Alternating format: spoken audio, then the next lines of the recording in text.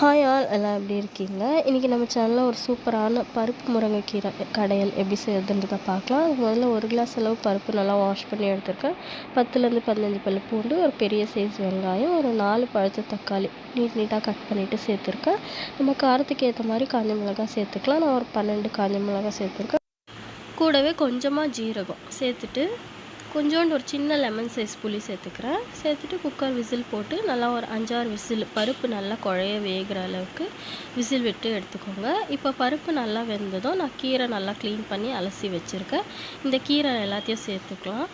சேர்த்துட்டு தண்ணி விட தேவையில்லை. நான் கீரை அலசுனே தண்ணி இருக்கும், அதுவே போதும். இல்லைன்னா நம்ம லைட்டாக தெளிச்சிக்கலாம். கொஞ்சோண்டு கிளாஸில் எடுத்து லைட்டாக தண்ணி தெளித்து விட்டு விசில் போடக்கூடாது. இப்போ அப்படியே மூடி போட்டு ஒரு 5 மினிட்ஸ் குக் பண்ணி எடுத்தோம்னா நல்லா குக் ஆகிடும்.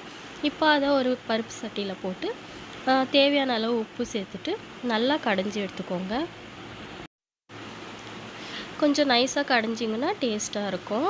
முடிஞ்ச அளவுக்கு எவ்வளோ நைஸாக முடியுமோ அவ்வளோ நைஸாக கடைஞ்சி எடுத்துக்கோங்க. அவ்வளோதாங்க, ரெடியாகிடுச்சு. இதுக்கு ஒரு சின்னதாக தாளிப்பு கொடுத்துக்கலாம்.